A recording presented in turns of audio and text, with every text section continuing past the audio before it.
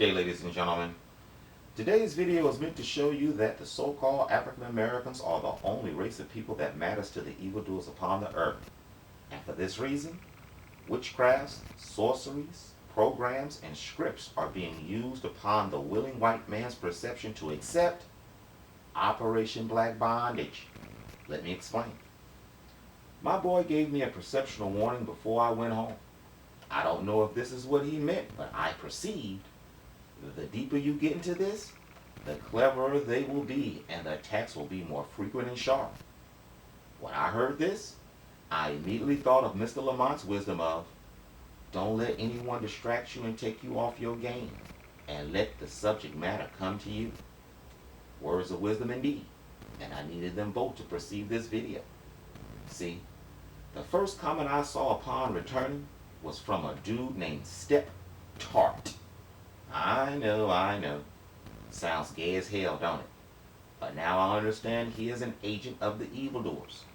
But I must admit, at first, I fell for the bait. I was mad as hell. I intended to ground his white ass into powder by using the information we have gleaned thus far. You know, things like Nixon admitting to devising devices against so-called African Americans with the sole intent of not looking like they were devices devised especially to look as if it's the blacks' own fault. Man!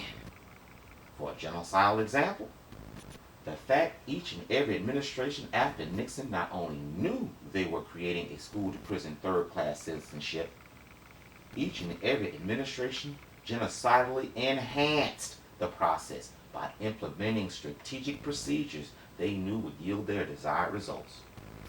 Facts like putting the educational system's fingerprints on their genocide by making them change the entire educational system from a teaching environment to a base pay generated and federal government budget blackmail scheme. Operation Teacher Tattletale on the Coloreds was launched. They had all of the pseudo-scientific evidence they needed to calculate, determine, and devise a perpetual system that would make the odds of a black child not falling into their matrix and not going to juvie slim to none. I also would use the facts we discovered about each and every president, with the exception of Obama. Every one of them used the same strategies set up by Nixon, with an added skullduggery here and straight fuckery there, etc., etc., etc. But like I said before, luckily, I thought of their advice and perceived this guy's sharp attack was clearly written from a script. First, check out what he wrote. Quote, blacks committed over 50% of all felons, being only 13% of the population. They burn our great cities down to rubble. They brutally rape tens of thousands of white women each year. They kill the white race on a ratio of 12 to 1. How do you want to be treated like angels? Your race should have been taken out years ago. I never listened to assholes like you. You make the white race seem like the devil. You ain't seen nothing yet. When there is millions of your dead bodies in the streets, maybe y'all think we shouldn't have fucked with the white man. I am so glad that we have a president that will not put up with your shit. You're right on one thing though. We are going to decimate your race. Call me a racist. I don't give a crap. Your race is of Lucifer. And if my race were all racist, shouldn't you all be hanging from a tree? You should be moving to Canada or Mexico. When the white rage comes, and it will, all of you mother... And then it cuts and asks me, do I want to see more? Example.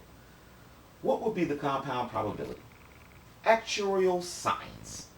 The odds. This self-proclaimed free-thinking racist and the liberal lamestream media would say the exact same things in the exact same order And this sucker was not reading from a script. What am I rambling about, you wonder? Check it out. According to the Huffington Post and a plethora of other outlets under Black crime rates, what happens when numbers aren't neutral? September 7th, 2nd, 2016. Quote, there is a common conservative narrative that indicates that, start again. There is a common conservative narrative that indicates the disproportionate incarceration of black people is not the result of systematic racism, but rather of shortcomings within the black community. Stop. What black man hasn't heard this coming from the wicked lips or fingertips of the white man before? Heck, it's their anthem and sole reason to hate now. Let's continue. Quote, it is also common to hear the supposedly neutral statement that, quote, black people commit more crimes than white people. This fact is used to justify a belief that black people have a natural criminal propensity or that a culture of violence is to blame for problems faced by black people in America. This is what they say. Black people make up roughly 13% of the United States population, and white people make up 64%. Black people make up 40% of the prison population, and white people 39%. Therefore, even though there are roughly 5 times as many white people as black people in this country, blacks and whites are incarcerated in equal number. Stop. Is this not exactly what that white devil wrote in the comment section? Almost word for word even? Yes it is. Luckily, you and I have already began to deconstruct the reasons these facts and figures are the way that they are. You know, governmental sanctioned black genocide. But because I'm colored, meaning you guys don't believe me unless the white man says it, well, listen to what the white man says about it. Quote, but the fact that black people are incarcerated 5 times as frequently as white people does not mean black people commit 5 times as many crimes. Here's why. 1. If a black person and a white person each commit a crime, the black person is more likely to be arrested. This is due in part to the fact that black people are more heavily policed. Black people, more often than white people, live in dense urban areas. Dense urban areas are more heavily policed than suburban or rural areas. When people live in close proximity to one another, police can monitor more people more often. In more heavily policed areas, people committing crimes are caught more frequently. This could help explain why, for example, black people and white people smoke marijuana at similar rates. Yet, black people are 3.7 times as likely to be arrested for marijuana possession. The discrepancy could also be driven by overt racism, more frequent illegal searches of black people, or an increased willingness to let non-blacks off with a warning. Stop. Not to mention the driving while black tactics, illegal roadblocks, safety checks concentrated in your communities, and lest we not forget the discovery of the police are not even trained or expected to reason a situation. They are trained and expected to kill you if the permissible guidelines apply to kill you. Let's continue with the second reason, shall we? Wait, you guys do realize they just outlined a classic case of World War genocide, don't you? Let's continue. 2. When black people are arrested for a crime, they are convicted more often than white people arrested for the same crime. An arrest and charge does not always lead to a conviction. A charge may be dismissed or a defendant may be declared not guilty at trial. Whether or not an arrestee is convicted is often determined by whether or not a defendant can afford a reputable attorney. Their interactions of poverty and trial outcomes could help explain why. For example, while black defendants represent about 35% of drug arrests, 46% of those convicted of drug crimes are black. This discrepancy could also be due to racial bias on part of the judges and juries. Stop. This is where my God's declaration of no one will help you comes in. The very fact that not one high-powered, brash upstart looking for glory, heck, not even one self-hating liberal Jew.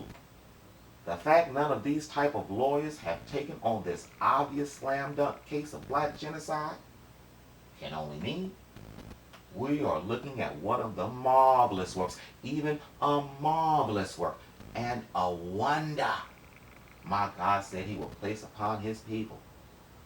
On another note, haven't we discovered the justice system / lawyers have a different language, etc., to secure and anchor their relevancy and fangs deep within our people? Yes, we did. But let's continue to the next genocidal fact, shall we? 3. When black people are convicted of a crime, they are more likely to be sentenced to incarceration compared to whites convicted of the same crime. When a person is convicted of a crime, a judge often has discretion to determine whether the defendant will be incarcerated or given a less severe punishment such as probation, community service, or fines. One study found that in a particular region, blacks were incarcerated for convicted felony offenses 51% of the time, while whites convicted of the felonies were incarcerated 38% of the time.